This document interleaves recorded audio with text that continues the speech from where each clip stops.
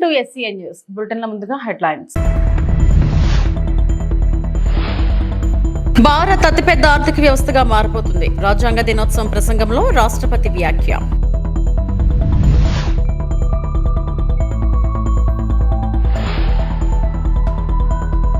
హైదరాబాద్ లో GMR ARR run virtual గా ప్రారంభించిన మోడీ.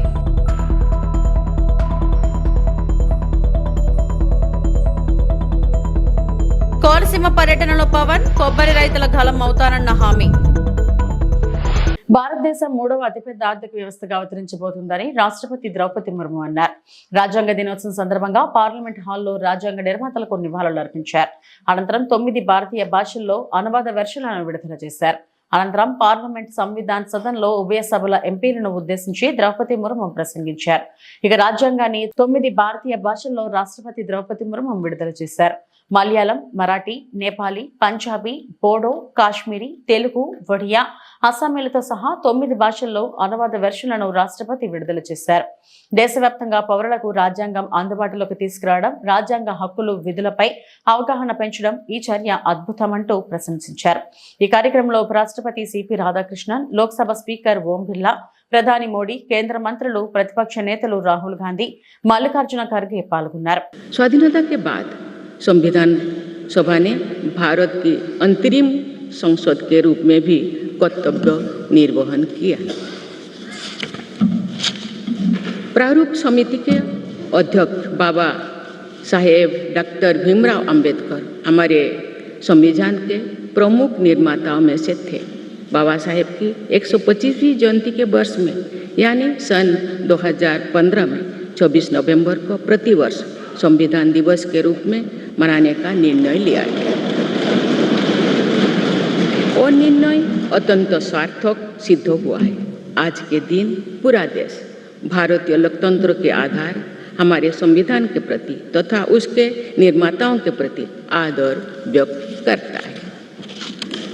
हम भारत के लोग अपने संविधान के प्रति व्यक्तिगत और सामूहिक स्तर पर आस्था व्यक्त करते हैं। अनेक योजनाओं के माध्यम से देशवासियों को, विशेषकर युवा वर्गों को संवैधानिक आदर्शों से अवगत कराया जाता है। संविधान दिवस से मनाने की परंपरा का शुभारंभ करने और उसे निरंतरता प्रदान करने की जितना भी प्रशंसा की जाए और कम। माननीय सदस्य संसदगण संसदीय प्रणाली को अपनाने के पक्ष में संविधान सभा में जो ठोस तर्क दिए गए थे वो आज भी प्रासंगिक है।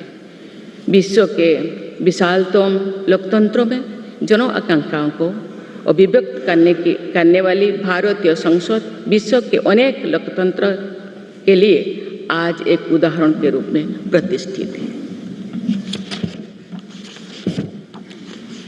हमारे संविधान निर्माता चाहते थे कि संविधान के माध्यम से हमारा सामूहिक और व्यक्तिगत स्वाभिमान सुनिश्चित रहे। హైదరాబాద్ లో GMR సాఫ్రాన్ ఎయిర్ ఫోర్సెస్ ను ప్రధాని మోడీ వర్చువల్ గా ప్రారంభించారు. అనంతరం మోడీ మాట్లాడుతూ సాఫ్రాన్ సంస్థకు కేంద్రం సహాయ సహకారాలు అందిస్తుందని తెలిపారు. కొన్నేళ్లుగా ఏవియేషన్ రంగం వేగంగా అభివృద్ధి చెందుతుందని పేర్కొన్నారు. ఇప్పటికే భారత్ 1500 ఎయిర్ క్రాఫ్ట్ కు ఆర్డర్ ఇచ్చిందని తెలిపారు. Air craft services centre Bharat లో ఏర్పాటు కావడం ఎంతో ఉపయోగకరమని చెప్పారు. MSMEలను ప్రోత్సహించే విధానంలో ముందుకు వెళ్తున్నట్లు తెలిపారు. కొన్ని రంగాల్లో 100% విదేశీ పెట్టుబడులను అనుమతించినట్లు వెల్లడించారు. హైదరాబాద్ లో జరిగిన కార్యక్రమంలో సీఎం రేవంత్ రెడ్డి, కేంద్ర మంత్రి రామ్మోహన్ నాయుడు పాల్గొన్నారు. भारत के सिविल एविएशन मिनिस्टर के राममोहन नायडू जी, तेलंगाना के chief minister Revanth Reddy ji, Safran group से जुड़े सभी महानुभाव, देवी और सज्जनों, मुझे समय की सीमा है क्योंकि मुझे पार्लियामेंट पहुंचना है। राष्ट्रपति जी का कार्यक्रम है, इसलिए मैं लंबी बात न करते हुए बहुत तेज़ी से कुछ बातें बता करके अपनी बात मैं पूरी करूंगा। आज से भारत का एविएशन सेक्टर एक नई उड़ान भरने जा रहा है। साफरान की नई फैसिलिटी भारत को एक ग्लोबल MRO हब के रूप में स्थापित करने में मदद करेगी। ये MRO फैसिलिटी हाईटेक एरोस्पेस की दुनिया में युवाओं के लिए नए अवसर भी बनाएगी। मैं अभी 24 नवंबर को ही साफरान बोर्ड और मैनेजमेंट के लोगों से मिला हूं। पहले भी मेरी उनसे मुलाकातें हुई हैं। हर चर्चा में मुझे उनमें भारत को लेकर विश्वास और उम्मीद दिखाई दी है। मुझे उम्मीद है कि साफरान का भारत में इन्वेस्टमेंट आगे भी इसी गति से जारी रहेगा। आज इस फैसिलिटी के लिए मैं टीम साफरान को बहुत बहुत शुभकामनाएं देता हूं। साथियों, आप भी जानते हैं पिछले कुछ वर्षों में भारत का एविएशन सेक्टर अभूतपूर्व गति से आगे बढ़ा है। आज भारत दुनिया के सबसे तेजी से बढ़े डोमेस्टिक एविएशन मार्केट में शामिल है। हमारा डोमेस्टिक मार्केट अब दुनिया में तीसरा सबसे बड़ा मार्केट है। आज भारत के लोगों का एस्पिरेशंस एक नए आसमान पर है। ऐसे में भारत में एयर ट्रेवल की डिमांड लगातार बढ़ रही है और इसलिए हमारे एयरलाइंस लगातार अपने एक्टिवेट फ्लीट को बढ़ा रही है। भारत की एयरलाइन कंपनियों ने 1500 से ज्यादा नए एयरक्राफ्ट का ऑर्डर दिया है। साथियों, भारत के एविएशन सेक्टर में तेज एक्सपेंशन के चलते maintenance, repair and overhaul MRO की सुविधाओं की जरूरतें भी बढ़ रही है। हमारा 85% एमआरओ का काम देश के बाहर होता रहा है। इससे खर्च बढ़ता था, समय ज्यादा लगता था और एयरक्राफ्ट लंबे समय तक ग्राउंडेड रहते थे। ये स्थिति भारत जैसे विशाल एविएशन मार्केट के लिए ठीक नहीं थी। इसलिए आज भारत सरकार देश के दुनिया के एक बड़े एमआरओ केंद्र के रूप में विकसित कर रही है। अब पहली बार देश में एक global OEM deep level servicing की सुविधा स्थापित कर रहा है। साथियों, साफरान की ग्लोबल ट्रेनिंग, नॉलेज ट्रांसफर और भारत के इंस्टीट्यूशंस के साथ साझेदारी, इससे देश में एक ऐसी वर्कफोर्स तैयार होगी जो आने वाले वर्षों में पूरे एमआरओ इकोसिस्टम को नई गति, नई दिशा देगी। इस फैसिलिटी से देश के दक्षिण भारत के नौजवानों के लिए रोजगार के अनेक अवसर बढ़ेंगे और हम सिर्फ एविएशन एमआरओ तक सीमित नहीं रहना चाहते। हम शिपिंग से जुड़े एमआरओ इकोसिस्टम पर भी बहुत बड़े स्केल पर काम कर रहे हैं। साथियों, हम हर सेक्टर में डिजाइन इन इंडिया को भी बड़े पैमाने पर प्रमोट कर रहे हैं। मैं साफरान की टीम से आग्रह करूंगा कि आप ప్రజల గుండెల్లో అంబేద్కర్ శాశ్వతంగా ఉండిపోతారని ఏపీ సీఎం చంద్రబాబు అన్నారు. అమరావతిలో విద్యార్థులతో మాక్ అసెంబ్లీ నిర్వహించారు. ఈ కార్యక్రమంలో చంద్రబాబు మాట్లాడారు. విజనం ఉంటే సరిపోదు, దాన్ని అమలు చేయడం ముఖ్యం. నిరంతర శ్రమతోనే అనుకున్నది సాధించగలం. సరైన నిర్ణయాలు తీసుకుంటేనే ఏదైనా సాధ్యమవుతుంది. సంక్షోభాలను అవకాశాలుగా మలుచుకొని ముందుకు వెళ్ళాలి. చిన్న వయసులోనే నేను ఎమ్మెల్యే అయ్యాను. 4వసారి సీఎంగా పనిచేస్తున్నాను. మాక్ అసెంబ్లీలో విద్యార్థులు చాలా బాగా మాట్లాడారు. విద్యార్థులు ఎక్కడా తడబడలేదు. బాధ్యత గుర్తుపెట్టుకునేలా, స్ఫూర్తినిచ్చేలా మాక్ అసెంబ్లీ నిర్వహించారని సీఎం కొనియాడారు. Student assembly అదరగొట్టారు.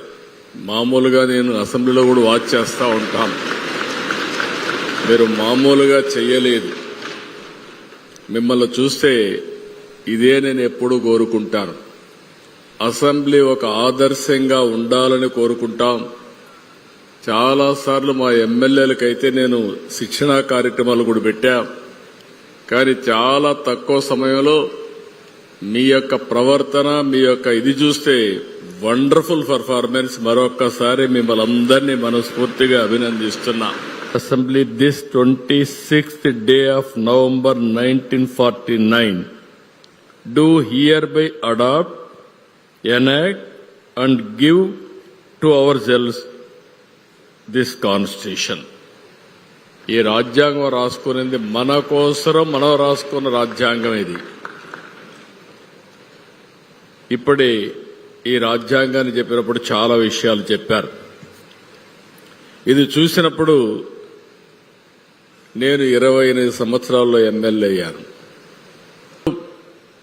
అంబేద్కర్ గారు శాశ్వతంగా ప్రజల గుండెల్లో ఉంటారు, దీంట్లో అనుమానమే లేదని చెప్పి కూడా మరొకసారి మీ అందరికీ విజ్ఞప్తి చేస్తున్నా.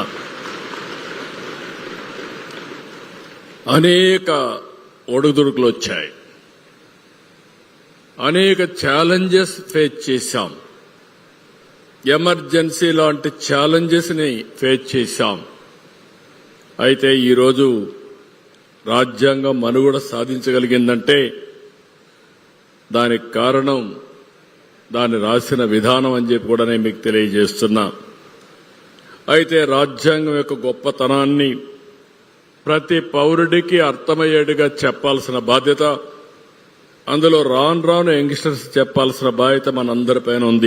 4వ అతిపెద్ద ఎకానమీగా తయారైంది. బ్రిటిష్ ను కూడా దాటేశాం. అంటే మనకు అవకాశాలు లేక కాదు, తెలివి లేక కాదు, వనరులు లేక కాదు. 200 సంవత్సరాలు బానిసత్వంతో బతికాం, పరదేశ పాలనతో బతికాం. ఈ విషయం మీరు గుర్తుపెట్టుకోవాలి. పిల్లలంతా మీరు ఏమనుకుంటారంటే ఫ్రీగా వచ్చేసారు కాబట్టి యాస్పిరేషన్స్ అన్నీ ఉంటాయి కాబట్టి మాట్లాడుకుంటున్నాం. కానీ ఒకప్పుడు ప్రపంచంలోనే అగ్రదేశంగా ఉన్న భారతదేశం 200 సంవత్సరాలు బానిసత్వంతో కడాన ఇక్కడ మీరు చూస్తే మన దేశ సంపద అంతా కూడా తీసుకెళ్లిపోయారు. ఇక్కడే కోహినూరు వజ్రం దొరికింది. ఆ కోహినూరు వజ్రం ఆ రోజు నిజాంకి ఇచ్చారు. నిజాం బ్రిటిష్ వాళ్ళకి ఇచ్చేశాడు. అంటే మన సంపద ఏ విధంగా పోయిందనే ఉదాహరణలు ఇవన్నీ. కానీ ఈరోజు చూస్తే ప్రధానమంత్రి గారిని మనం ఒక్కసారి ఆలోచిస్తే, నేను ఒక మాట చెప్పాను ముందుగా, ఈ దేశానికి వచ్చినటువంటి అనేక సార్లు అంబేద్కర్ కోనసీమ జిల్లాలో AP deputy CM Pawan Kalyan పర్యటించారు. ఈ సందర్భంగా కేసనపల్లిలో సముద్ర జలాలతో దెబ్బతిన్న లక్షలాది కొబ్బరి చెట్లను పరిశీలించారు. ఈ సందర్భంగా ఆయన మాట్లాడుతూ, వరాలు ఇవ్వడానికి నేను సీఎం కాదు, ఆయన దృష్టికి తీసుకుని వెళ్తాం. డిసెంబర్ 2వ వారంలో మళ్లీ వస్తాను. కోనసీమ డ్రైనేజీ వ్యవస్థ ఆధునీకరణ మీద బీసీ రోసయ్య ఇచ్చిన నివేదిక ఆధారంగా అధికారులు స్టడీ చేసి రిపోర్ట్ ఇవ్వాలని ఆదేశించారు. అలాగే కోకోనట్ బోర్డు ఏర్పాటు మీద కేబినెట్ లో చర్చిస్తానని ఉప ముఖ్యమంత్రి పవన్ కళ్యాణ్ వెల్లడించారు.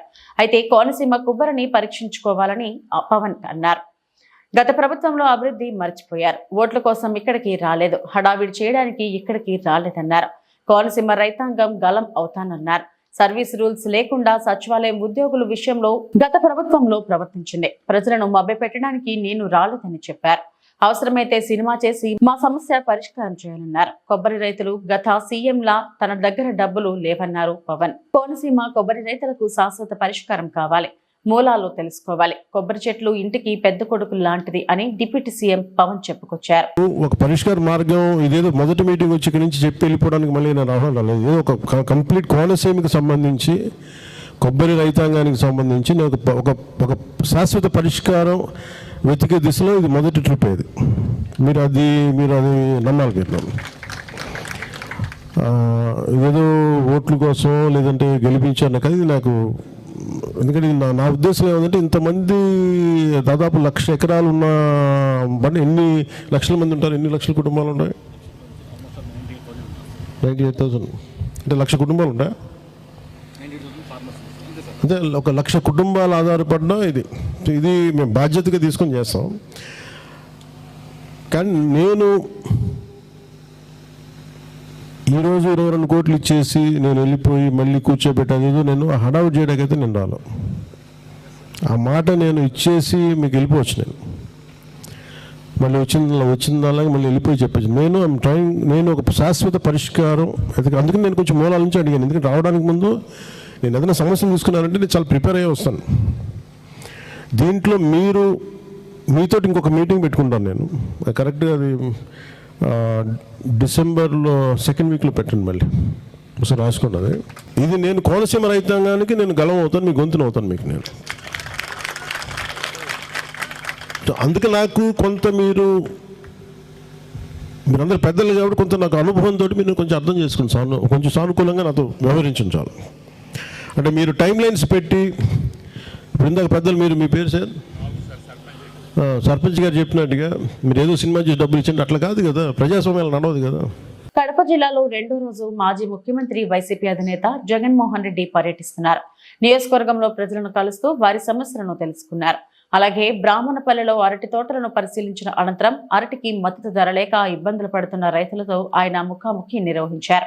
ఈ సందర్భంగా మీడియాతో వైఎస్ జగన్ మాట్లాడుతూ, పంటల కోసం పెట్టిన పెట్టుబడులు కూడా రాకపోవడంపై రైతుల్లో ఆందోళన నెలకొంది. గత ప్రభుత్వ హయాంలో అరటి సాగులో కేంద్రం నుంచి అవార్డు తీసుకున్న రాష్ట్రం మనదే. అలాంటి పరిస్థితి నుంచి రాష్ట్రంలో రైతన్నల పరిస్థితి ఎందుకు ఎంతలా దిగజారింది? 18 నెలల చంద్రబాబు హయాంలో 16 సార్లు రకరకాల విపత్తులు సంభవించాయని మాజీ సీఎం జగన్ పేర్కొన్నారు. దాదాపుగా చంద్రబాబు నాయుడు గారి ప్రభుత్వం మొత్తం చూస్తే ఈ రైతు కోసం తప్పించిన పరిస్థితులు అప్పుడు చంద్రబాబు నాయుడు గారు ముఖ్యమంత్రి అయిన తర్వాత రైతుల బ్రతుకులు మొత్తం తిరోగమనంలోకి చేరాయి. దాదాపుగా చంద్రబాబు నాయుడు గారి ప్రభుత్వం మొత్తం చూస్తే ఈ 18 నెలల కాలంలో ఈ 18 నెలల కాలంలో 18 నెలల కాలంలో దాదాపుగా 16 సార్లు కరువు వల్లనో లేకపోతే వరదల వల్లనో అతివృష్టో అనావృష్టో రైతులు నష్టపోయిన పరిస్థితులు, ఇన్పుట్ సబ్సిడీ ఇవ్వాల్సిన ఆవశ్యకత కలిగిన పరిస్థితులు. ఈ 18 నెలలలో 16 సార్లు అటువంటి పరిస్థితులు ఉత్పన్నమైతే ఇన్పుట్ సబ్సిడీ చంద్రబాబు నాయుడు గారు ఇవ్వాల్సిన అవసరమున్న పరిస్థితులు ఉత్పన్నమైతే చంద్రబాబు నాయుడు గారి 18 నెలల్లో రైతులకు చేసింది ఏమిటి అంటే బోర్డు సున్నా. నిన్న జరిగిన తుఫాను కూడా లెక్కేసుకుంటే ఇన్పుట్ సబ్సిడీనే దాదాపుగా 1100 కోట్ల పైచిలకు రైతులకు ఇవ్వాల్సిన input subsidy first of all లెక్కలు తగ్గించి చూపిస్తూ ఉన్నారు. రైతులకు ఇవ్వాల్సి వస్తుందేమో అని చెప్పి కనీసం ఆ తగ్గించిన లెక్కలైనా కూడా కనీసం ఇస్తూ ఉన్నారు అని అంటే అది కూడా ఇవ్వని పరిస్థితి, ఎగరగొట్టిన పరిస్థితి. రైతులకు ఒక హక్కుగా ఇటువంటి విపత్కర పరిస్థితులు ఏదైనా వచ్చినప్పుడు, కరువులు వచ్చినా, వరదలు వచ్చినా, ఇంకొకటి వచ్చినా ఒకవైపున ఇన్పుట్ సబ్సిడీ ఇవ్వాల్సింది ఎగరగొడతా ఉన్నారు. సీజన్ ముగిసేలోగానే ఇవ్వాల్సిన ఇన్పుట్ సబ్సిడీని ఎగరగొడతా ఉన్నారు. రెండోది రైతులకు హక్కుగా ఉచిత పంటల బీమా అన్నది రైతులకు ఒక హక్కుగా వైఎస్ఆర్సీపీ ప్రభుత్వ హయాంలో కల్పించిన హక్కును చంద్రబాబు నాయుడు గారు ముఖ్యమంత్రి అయిన తర్వాత ఆ హక్కును కాలరాశాడు. 84 లక్షల మంది రైతులు వైఎస్ఆర్సీపీ ప్రభుత్వ హయాంలో ఆర్బీకేల పరిధిలో ఈ క్రాప్ చేసి, ఈ క్రాప్ అంటే రైతును పొలంలో నిలబెడతారు, వేసిన పంట మధ్యలో ఆ పొలంలో రైతు నిల్చొని ఫోటో తీసి జియో ట్యాగింగ్ చేసి దాన్ని ఈ క్రాప్ అని అంటారు. అలా ఈ క్రాప్ చేసి ఆర్బీకేకి అనుసంధానం చేసి మొత్తంగా దాదాపుగా 84 లక్షల మంది రైతులు ఉచిత పంటల బీమా సౌకర్యం గతంలో కలిగిన పరిస్థితి. రాష్ట్ర ప్రభుత్వమే రైతుల తరఫున ఉచిత పంటల బీమా కట్టి రైతులకు ఒక హక్కుగా ఇచ్చేది. అలా కట్టడం వల్ల రైతులకు 5 సంవత్సరాలలో దాదాపుగా 7,400 కోట్ల రూపాయలు ఉచిత పంటల బీమా ద్వారా రైతులకు మేలు జరిగిన పరిస్థితులు గతంలో వైఎస్ఆర్సీపీ ప్రభుత్వం. అలాంటి ఉచిత పంటల బీమాను చంద్రబాబు నాయుడు గారు తీసేసినాడు, రద్దు చేసేసినాడు. ఈరోజు రాష్ట్రంలో పరిస్థితి కేవలం 84 లక్షల మంది రైతులు ఉంటే కేవలం 18 లక్షల మంది రైతులు మాత్రమే పంటల బీమా చేసుకున్న పరిస్థితులు. అది కూడా ఆ 18 లక్షలు బ్యాంకు రుణాల కోసం పొందడానికి బ్యాంకుల దగ్గరికి వెళ్ళినప్పుడు, బ్యాంకులు రుణాలు మంజూరు చేసినప్పుడు ఖచ్చితంగా ఇన్సూరెన్స్ డబ్బులు కట్ చేసుకొని వాళ్ళు బ్యాలెన్స్ డబ్బులే రుణాలుగా ఇస్తున్న పరిస్థితులు. కాబట్టి ఆ 18 లక్షల మందికైనా కానీ కనీసం ఆ మేరకైనా ఇన్సూరెన్స్ అయింది. పరకమణి చోరీ కేసు విచారణ అనంతరం టీటీడీ బోర్డు మాజీ చైర్మన్ భూమన కరుణాకర్ రెడ్డి చేసిన వ్యాఖ్యలు శ్రీవారి భక్తుల మనోభావాలను దెబ్బతీసే విధంగా ఉన్నాయని టీటీడీ బోర్డు సభ్యుడు భానుప్రకాష్ రెడ్డి ఆగ్రహం వ్యక్తం చేశారు.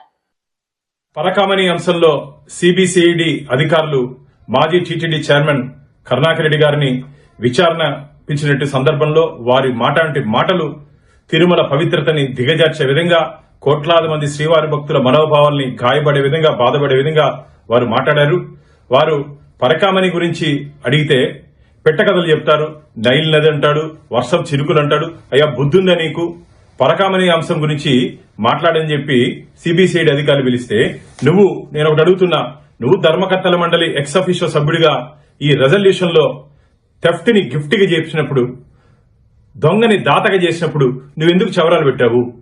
దీనికి సమాధానం చెప్పు కరుణాకర్ రెడ్డి. నాకు సంబంధం లేదు, నాకు సంబంధం లేని దాంట్లో వీళ్ళందరూ లోకేష్ బాబు వీళ్ళందరూ కలిసి నన్ను తగిలిస్తున్నారని చెప్పి ఒక అబద్దపు అసత్య ప్రచారాన్ని చేస్తావు. అసలు నువ్వు ఆ రోజు బోర్డు మీటింగ్ లో ఈ టేబుల్ అజెండా కింద వచ్చినప్పుడు ఆ రవికుమార్ దొంగ దగ్గర నుంచి టీటీడీకి ఆస్తులు బదలాయించేటప్పుడు నువ్వు ఎందుకు సంతకం చేశావు? నేను నిప్పు నేను ఉప్పు అంటున్నావు కదా, ఆ రోజు ఎందుకు సంతకం చేశావు? దీని వెనకాల పూర్తిగా వైసీపీ నాయకుల హస్తం ఉంది. ఆ రోజు రాజీ చేసిన దాంట్లో టీటీడీలో ఉన్నట్టు కొందరు ఉన్నతాధికారుల దగ్గర నుంచి తాడిపల్లి ప్యాలెస్ లో ఉన్నట్టు కొందరు ఉన్నతాధికారుల వరకు రాజకీయ నాయకుల వరకు దీంట్లో సంబంధం ఉంది. పరకామణి అంశం వదిలే ప్రసక్తే లేదు. ఖచ్చితంగా ఆఖరి పైసా శ్రీవారి ఖజానాకి జమ అయ్యేంత వరకు ఖచ్చితంగా దీని మీద మేము పోరాటం చేస్తూనే ఉంటాం. ఖచ్చితంగా పరకామణి అంశంలో రాబో రోజుల్లో ఎవరెవరు తప్పు చేశారో అందరినీ స్వామివారి ముందు, శ్రీవారి భక్తుల ముందు జైలుకి పంపించే రోజు దగ్గరలోనే ఉందని చెప్పి ఆ నిందితులందరినీ తీవ్రంగా హెచ్చరిస్తున్నాం. రాజ్యాంగ దినోత్సవం సందర్భంగా అమరావతిలోని అసెంబ్లీ ప్రాంగణంలో విద్యార్థులతో మాక్ అసెంబ్లీ నిర్వహించారు. ఇందులో పాల్గొన్న విద్యార్థులు సభ జరుగుతున్నంతసేపు ప్రజాప్రతినిధుల్లా మారిపోయారు. వివిధ అంశాలపై చర్చించారు. అధికార ప్రతిపక్ష నాయకుల్లా మాటలు తూటాలు పేల్చారు. నిజమైన అసెంబ్లీని తలపించేలా విద్యార్థులు వ్యవహరించడం హర్షణీయం. అందరికీ నమస్కారం. సభా నాయకులకు, ప్రతిపక్ష నాయకులకు మరియు సభలో వారందరికీ నా ధన్యవాదాలు. ఈ కుర్చీకి కుడి ఎడమలు ఉండవు. కేవలం రాజ్యాంగం మరియు సభా నియమాలు మాత్రమే ఉంటాయి. ప్రతిపక్షానికి తగిన సమయాన్ని ఇస్తాను. ప్రభుత్వం నుండి సరైన సమాధానాలు రాబడతాను. సభా గౌరవం కాపాడటం మనందరి బాధ్యత. ఇక సమయం వృధా చేయకుండా సభా కార్యక్రమాలను మొదలు పెడదాం. అసలు లెక్కలేవి 100లో అంటే సమాధానమైన అధ్యక్ష. దాట వేయకండి. పైలట్ సెంటర్లో ఎప్పుడు వస్తే డేట్ చెప్పమనండి అధ్యక్ష. చెప్పండి. సైలెన్స్. సభ్యులందరూ సభా గౌరవాన్ని కాపాడాలని కోరుతున్నాను. అధ్యక్ష, బాగా వినమనండి అధ్యక్ష. పిల్లల చేతిలో ఫోన్ ఉంటే అది మొబైల్ వ్యసనం అంటారు. దాన్ని సరిచేయొచ్చు. కౌన్సిలింగ్ ఇస్తున్నాం. కానీ అధ్యక్ష, మా మైకులు కట్ చేశారా? మళ్ళీ కదలే. యాక్షన్ ఎప్పుడు? యాక్షన్ ప్లాన్ ఏది? కానీ ప్రభుత్వం ఏం చేసినా గుడ్డిగా వ్యతిరేకించే మీ మైక్ వ్యసనానికి మాత్రం ప్రపంచంలో ఏ రీహాబిలిటేషన్ సెంటర్ మందు కనిపెట్టలేదు అధ్యక్ష. పిల్లలకి కౌన్సిలింగ్ పనిచేస్తుంది, కానీ మీకు పని చేయదు. పైలట్ సెంటర్ల మీద దృష్టి పెట్టాం అధ్యక్ష మేము. మీరు కేవలం అల్లరి మీద మాత్రమే దృష్టి పెట్టారు అధ్యక్ష. తేడా అదే అధ్యక్ష. ధన్యవాదాలు అధ్యక్ష. 241103 క్వశ్చన్ పై గౌరవ హెచ్ఆర్డి మినిస్టర్ గారిని స్పందించవలసిందిగా కోరుతున్నాను. ఇవి ఇప్పటివరకు నా బులెటిన్ అప్డేట్స్. నమస్తే.